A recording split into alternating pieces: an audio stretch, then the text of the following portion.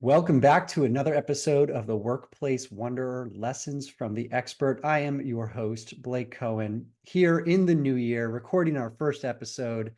And I thought that maybe it would be a good idea to have a bit of a throwback guest on here. Anthony Meek was, I believe, on episode number 2 of the Workplace Wanderer podcast. If you want to go back and listen to our humble beginnings there, and although I still feel like we are in our humble beginning stage here at the podcast as we look to grow and achieve greatness and spread education of all things workplace related, workplace wellness, mental health in the workplace, leadership, organizational development. We really try to explore a bunch of different topics.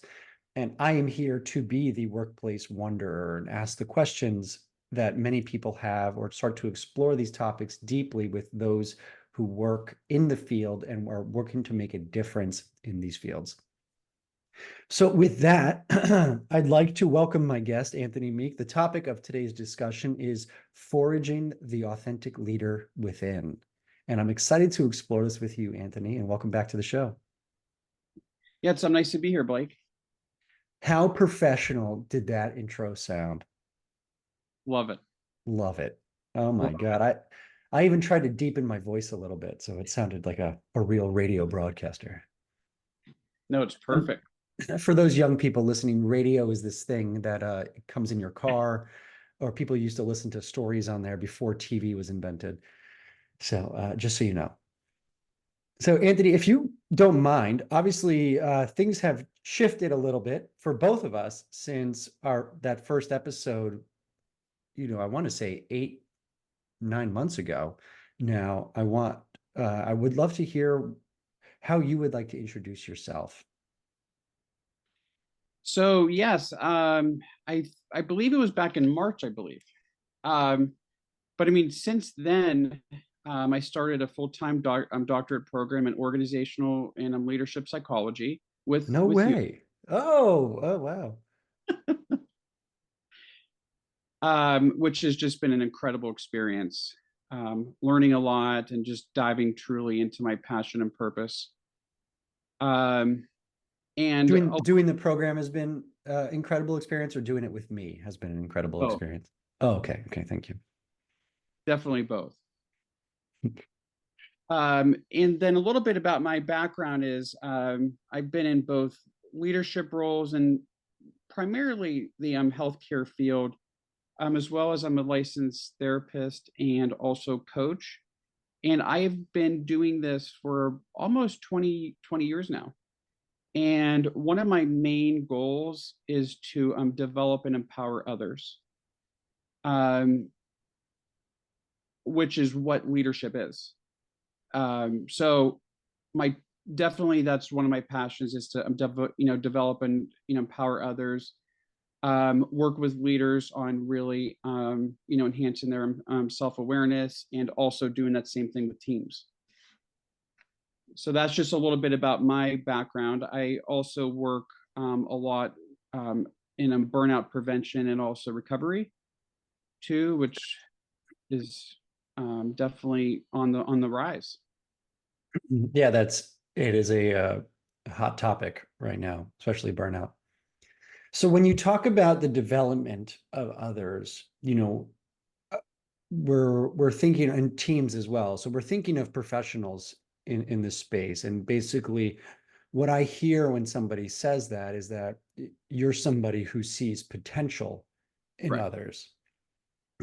So you're seeing them for what their accomplishments are, but you're also seeing where they can go and what's possible for that person, right? Yes. And really developing a plan to really bring out that potential in everyone. Okay. I think that makes a lot of sense. And I think um, to me, I think the discussion that we're about to have about authentic leadership, it's very pertinent and related to that topic of potential for ourselves. But it's an interesting topic because I think authentic leadership, as I've actually had a guest on here previously, Nikki Avram, who talked a little bit about the dangers and like the pitfalls of authentic leadership.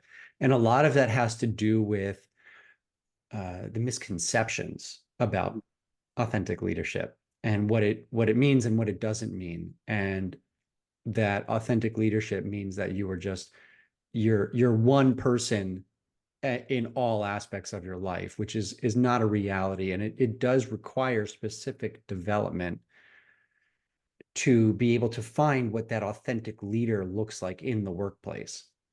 Mhm. Is that accurate? Absolutely. Absolutely.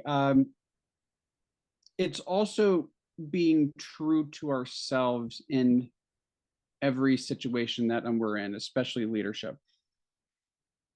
Really understanding what our strengths are, what our opportunity areas are, um, and really building and fostering that connection with other people. Right. Right. And that's my understanding of authentic leadership is that it's not so much, and if I could change it, I would. I think authentic leadership it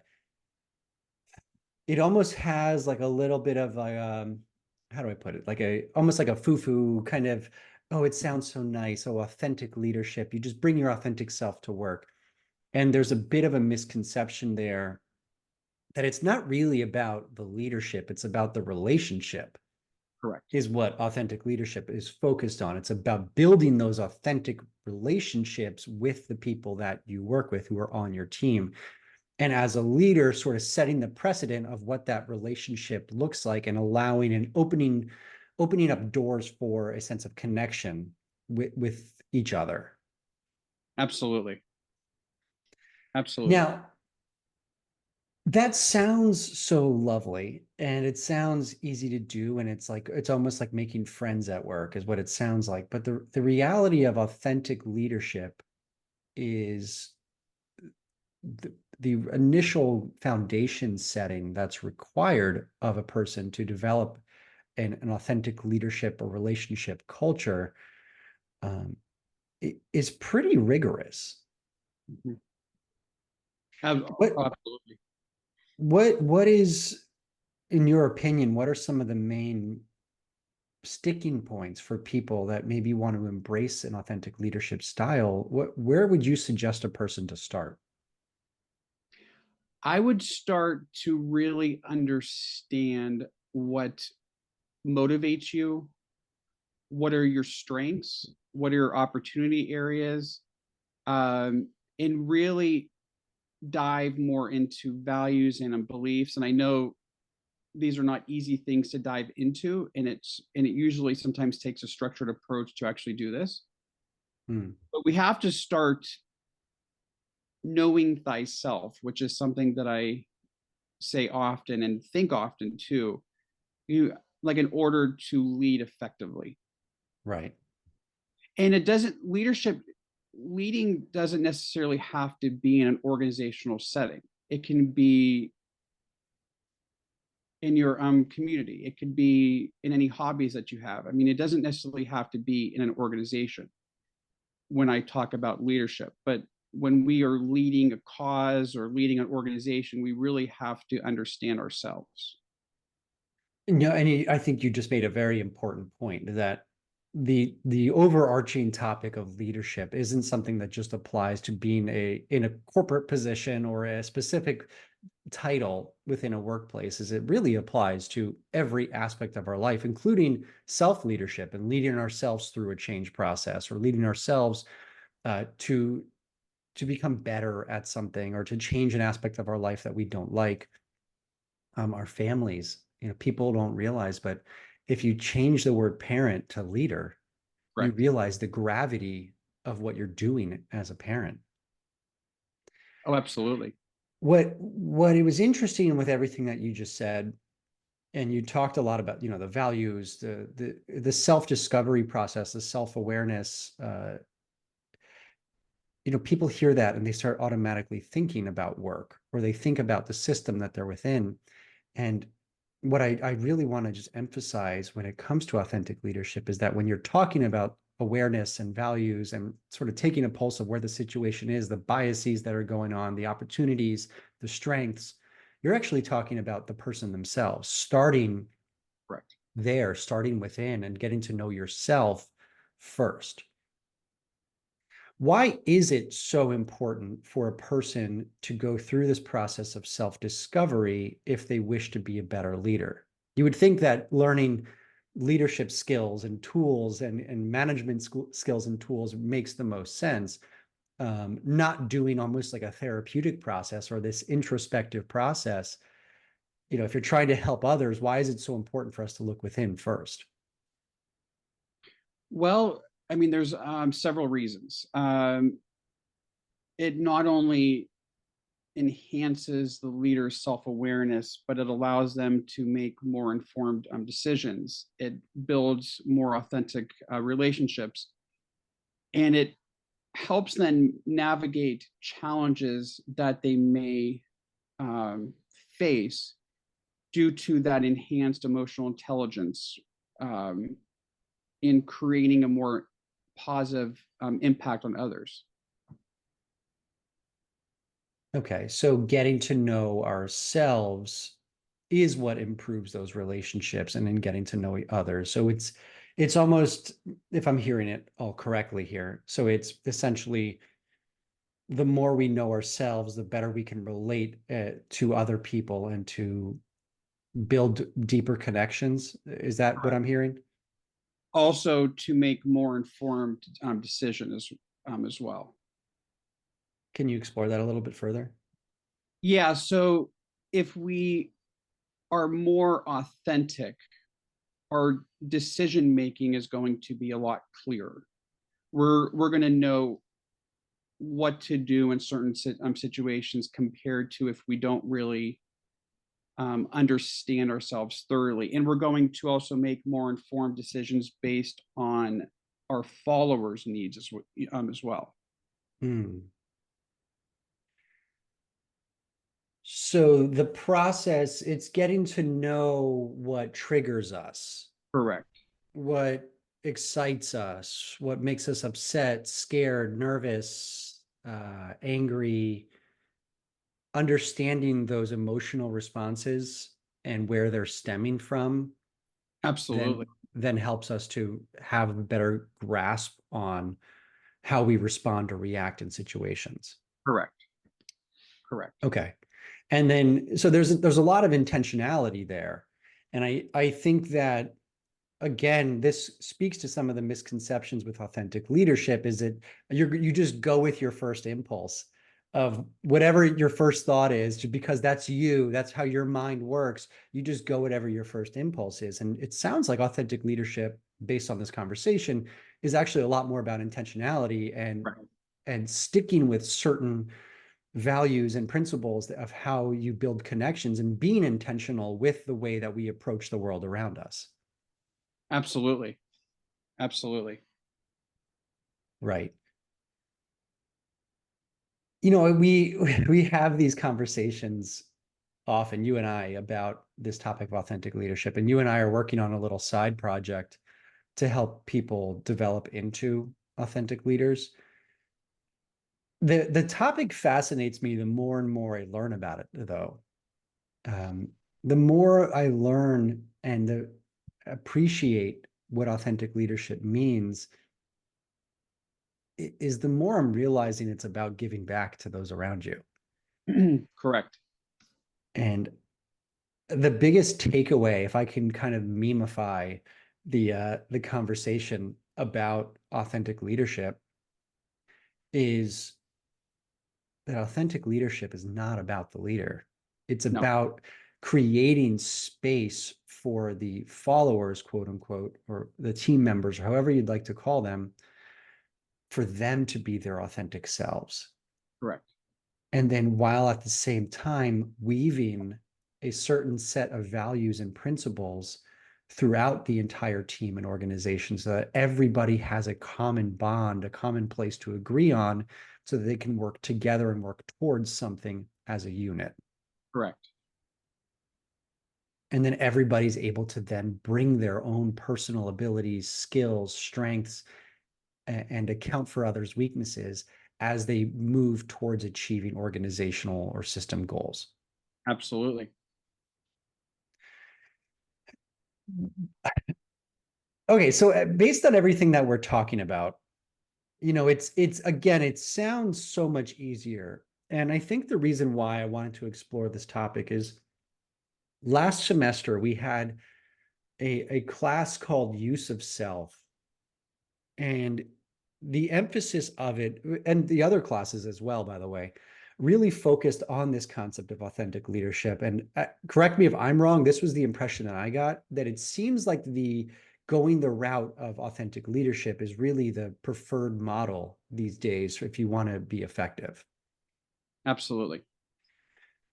So towards the end of that semester, we had to do this project called the Leadership Development Plan that was based off Bill George's book True North, which is really all about developing your authentic self, but it's about finding that sort of navigational beacon of your sense of purpose in this world and following that overarching sense of purpose towards developing who you are as a person and as a leader and being more effective. Absolutely. Within that leadership development plan, we were asked some pretty hard questions about how are we going to develop ourselves and how are we going to discover our true self, and how then do we make those shifts towards achieving that. Hmm. And I remember beforehand, we sort of had two classes at the same time, right? We had one that was a lot more like based in academia. So there was a ton of theories, and we had this big case study, this big final project we had to do that we'll never forget those names of those people in those case studies. They will haunt our dreams forever. Yes, I'm still dreaming about them. Yeah, I know you are. Um, we had that big case study, and then on the other class, it was this holding up this giant mirror that was somehow had X-ray lenses to see deep into ourselves. And I remember talking with you and saying, I really don't want to do this. I'm struggling with this one way more than the academic one, which was tough, but tough in a different way because it allowed me to keep this mask on, or to keep some veil, Yeah. veil. Veal's a baby cow. Um, it allowed me to keep a veil on to protect myself from having to explore myself too deeply. And once I finally took those steps, I realized how far I was from being able to embrace Hmm. authentic leadership, or how far I was from this sense of passion and purpose is really the word, and how much work I had to do to catch up and kind of get course realigned. Did that paper Well, have that same effect on you? honestly, the entire class, looking over my entire academic history, that class had the most impact on me because it allowed me to take a deep dive into myself, Mm, to understand thoroughly what motivates me, what are my strengths, what are my opportunity areas, and so many other different aspects. But like you said, oftentimes, due to also societal influence too, we sometimes put masks on to protect ourselves. yeah, And as we get older, we can reflect a little bit differently on our past and understand exactly why we operate the way that we do. And this class allowed us to thoroughly take a deep dive into who we truly are authentically, not what society dictates, but who we truly are, yeah, which was, I mean, so impactful, but also it helped me reconnect with my passion and purpose, which yeah, is something that I personally lost a few years ago during burnout. yeah. So this exercise served so many purposes, but this is also one of the reasons why you and I are diving into that other project too, to help others on this journey as well.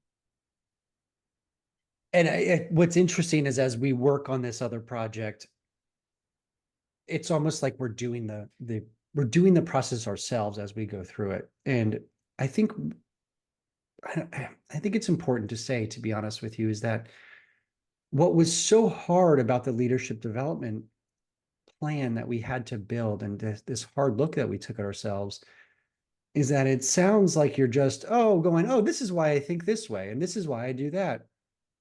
There's actually a lot of emotion and Absolutely. pain that's attached to that process.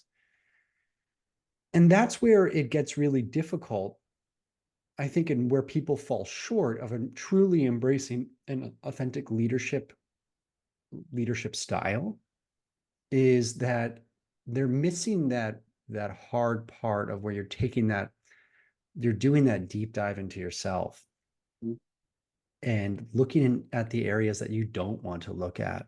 Mhm.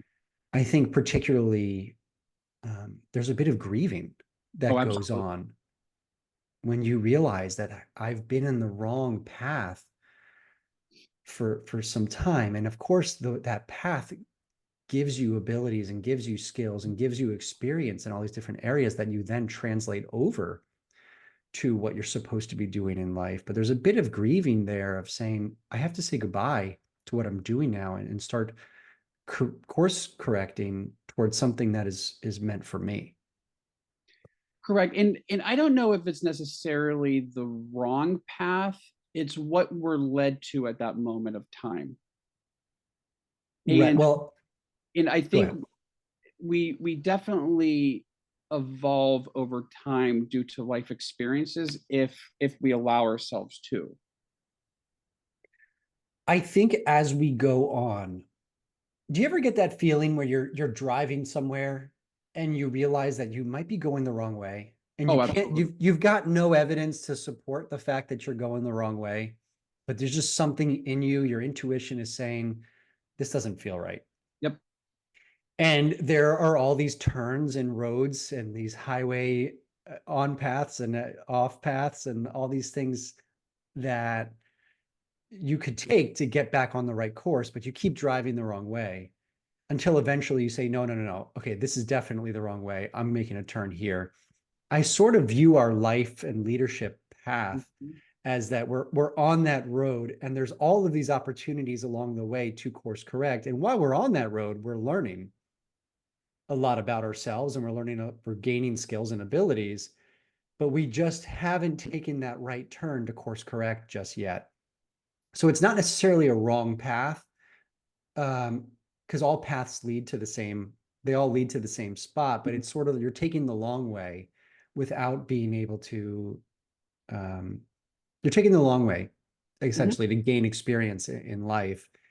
But you have to start listening to that intuition and saying, okay, why is this screaming so hard at me? What's my body trying to tell me here? I better start listening to that. And maybe if I take everything I've learned on this wrong path and transition into the right path, there's so much possibility ahead of me. Right. And something that I think about often is oftentimes in our developmental history, we don't often have an opportunity to really reflect. It's almost like we're on a conveyor belt.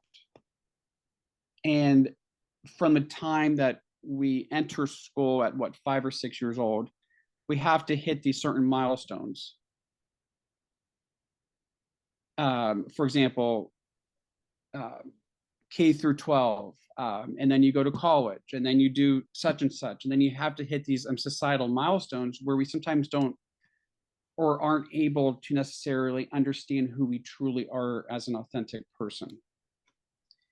And I actually did a few before break career development seminars for high school students around where I live, and also college students too, and helping them understand who they truly are to make more informed decisions Mhm. based on their passion and purpose. But I connected these dots also from going through this class too, Right. because this is something that we are not taught in our society. to actually do. This should start, or I would like it to start at a much younger age. It would be so ideal Correct. for us to start. I think about what are we trying to start at an earlier age? And I think what it is ultimately is understanding ourself, Right. the good, the bad, the ugly, the incredible, but also learning to listen to intuition and Absolutely. learning to listen to that gut of saying, this is a bad decision, this is a good decision. I think at the same time, part of a human development process requires us to make bad decisions. Oh, absolutely. And they're not really bad decisions. And I don't like to look at things in that sort of binary way, good, bad. They're Your just opportunity. right. They're opportunities. And there's certain decisions that we have to make in life that maybe not aligned with what we're intended to be or to do, but they always teach us something. Correct.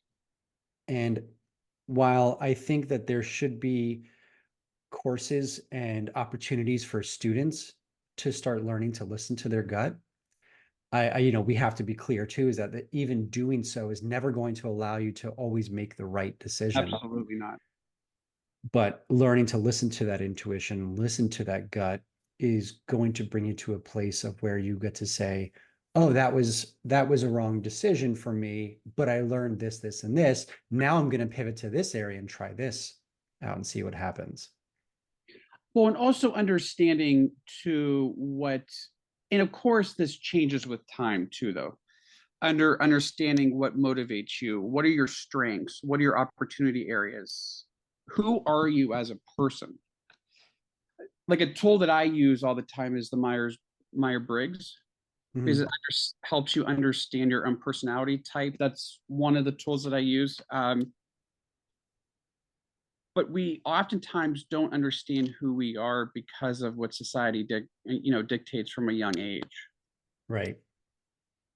It's funny because I'm thinking about it now that if we started at a young age where people said, I want you to embrace your authentic self and what you feel you're meant to do, you know how many little boys would become firemen, astronauts, policemen, and actors? I could only imagine. Like, so I think again, we realize that it's about maybe constantly checking in with yourself throughout your life and going, okay, this was great for Mhm. me when I was 20 to 25. This is no longer serving me. It taught me this, it gave me these skills. Now I want to pivot to something else and try something new. Our purpose, I don't believe in this idea that purpose is something that we're just, as we're born, we're just touched and somebody gives No. us a sense of purpose. It changes Yep. over time as our education changes, as our experience changes, as our status in the world changes. But it's about making those pivots throughout our life and being willing to listen to those opportunities and saying, okay, I have all this now. Now, what do I want to do with it? Where do I want to go? Where is this taking me? Hmm. And not getting stuck in the cycle of, okay, I chose a career when I was 22 years old. I'm going to stick with that for the rest of my life, even though I hate my job. Yep.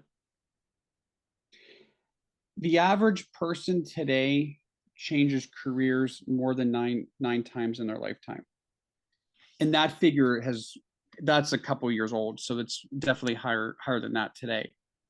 But it just shows that pivoting is completely natural today, Hmm, especially with more life experience. We gain more insight to pivot if we allow ourselves to gain that insight. right.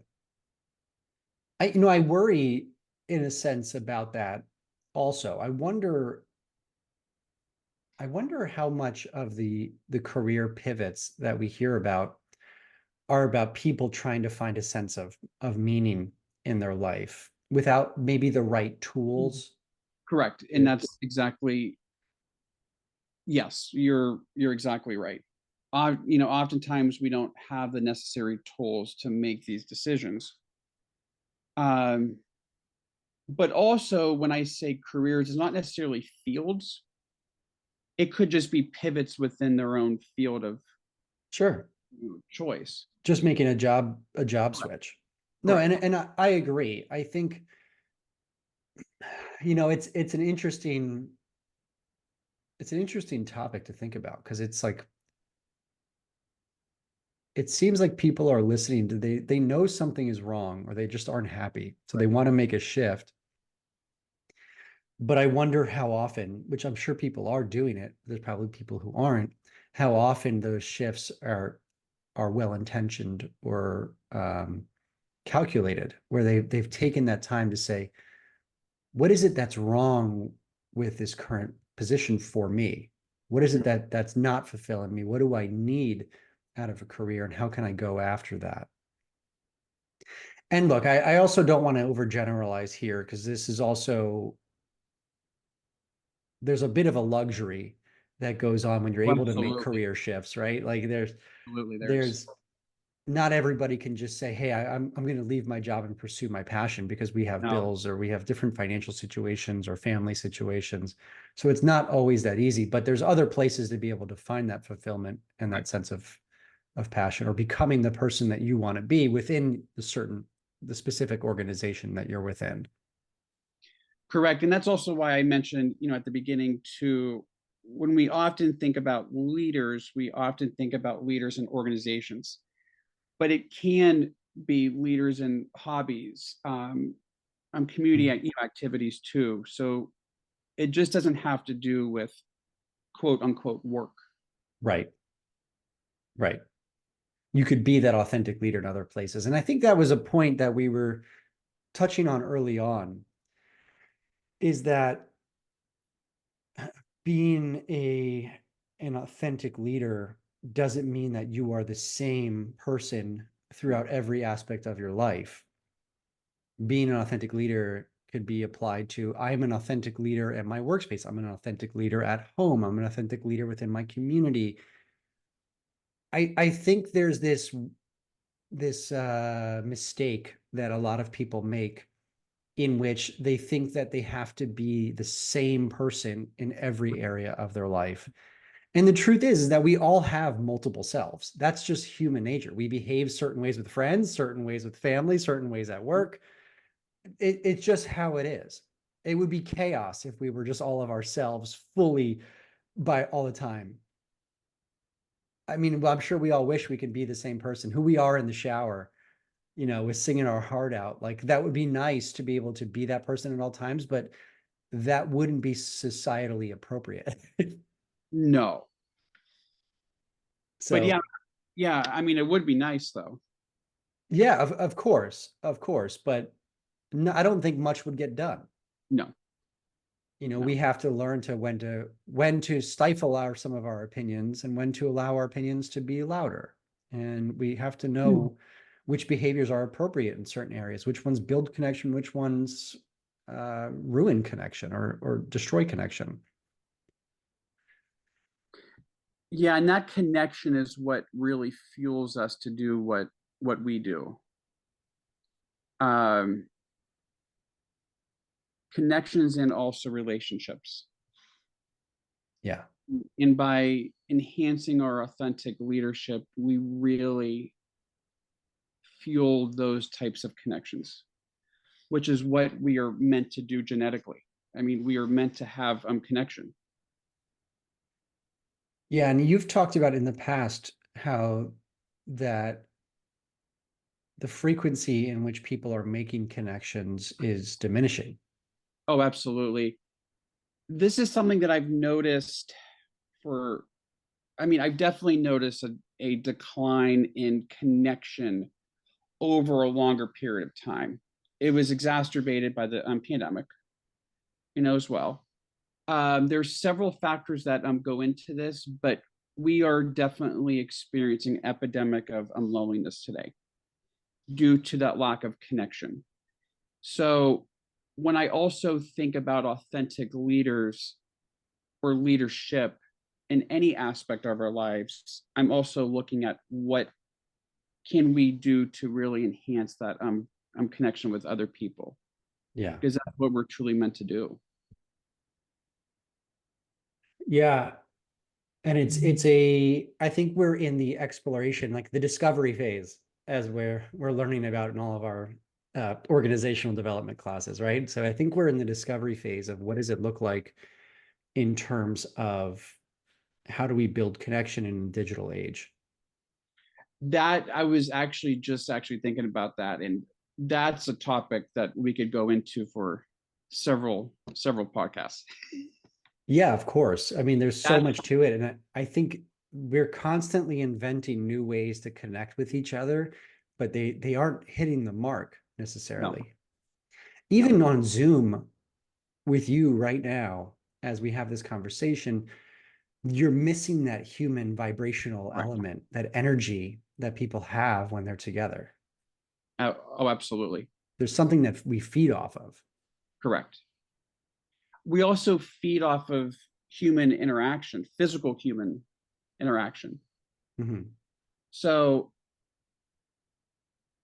there's a component of that definitely missing when we're doing something like this. I mean, this is very, effective, but it's a different way of actually communicating. Right.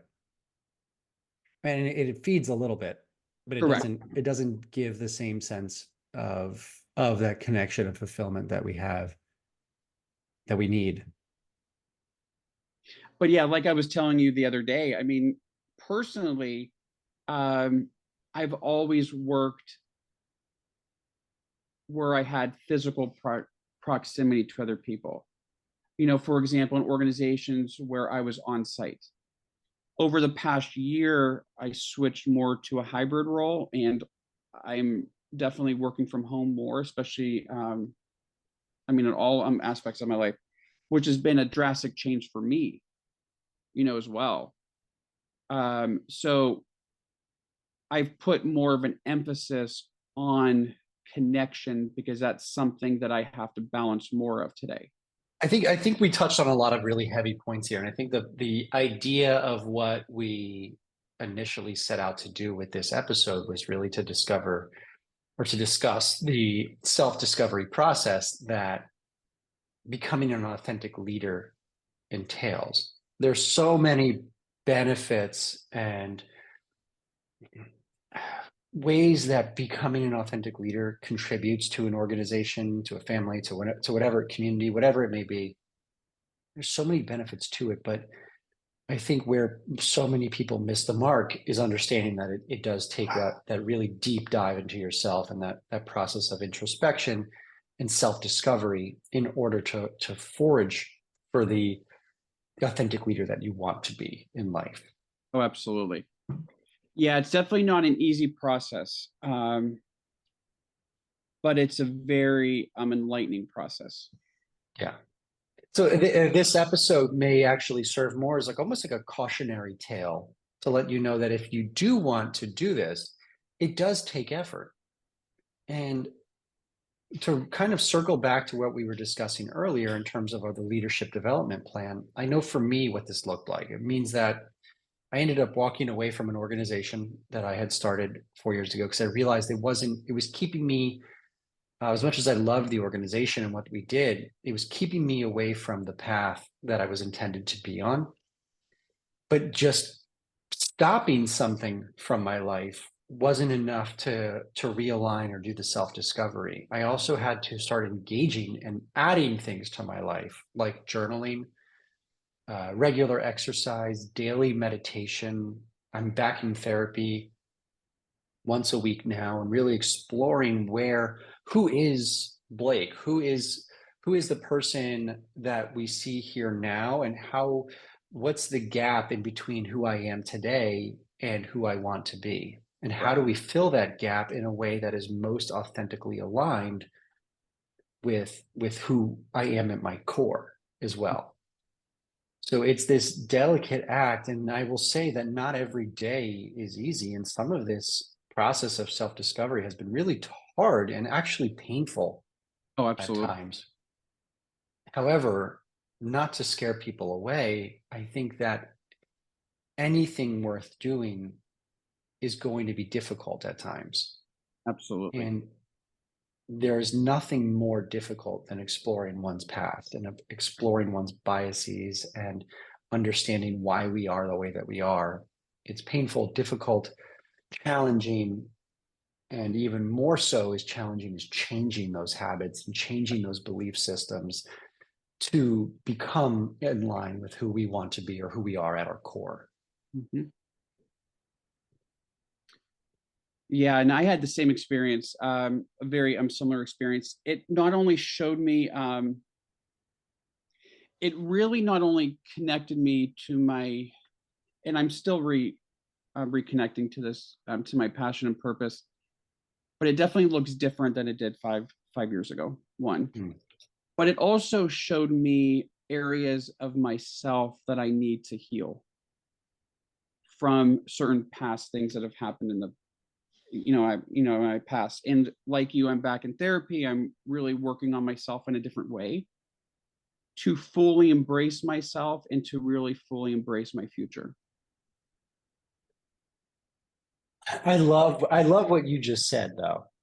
I love that idea that we have to recognize too of we've all been through things in our life, and sometimes we have to kind of work with the results of those situations or these relationships or whatever it may be that we experience in our life, and we sort of have to be willing to move past it and explore those really difficult times of our life so that we can become better. Oh, And absolutely. I think that often is the hardest part, but there's certain times where we have to just say, okay, enough is enough. It's time I do the work on myself so that I can be better for others. Healing is definitely difficult, but it's also free. Hmm. There's also freedom that comes with it. Yeah. Yeah, there is.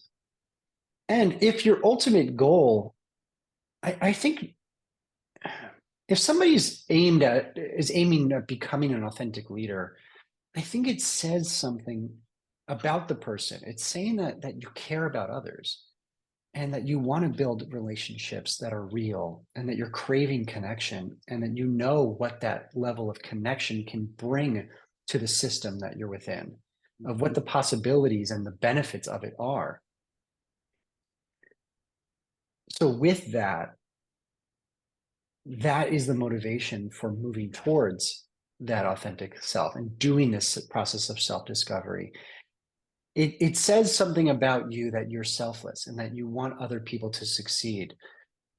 The caveat is that you have to be selfish first and do this self-work first in order to be selfless later on. To give your best self to others, you have to discover what your best self is. Yep. And who your best self is. Well, Anthony, as usual, I love having conversations with you, brother. It's always an interesting conversation that gets deep. Oh, I feel the same way, buddy. So thank you for joining me. Everybody who's listening, just know that the audio of this is going to be edited and posted fairly shortly. Well, I guess if you're listening to it, it's already been posted and edited. Just know that we are working to improve the podcast. I'm working to make the audio quality better. I'm working to improve the way that we're posting. We're no longer going live anymore. We're going to do this recorded so that we can make this a better quality podcast that is bringing you higher quality information. So thank you to everybody who's listening. Again, Anthony, thank you for joining me. And Thank you for having me. I'll see you all next time.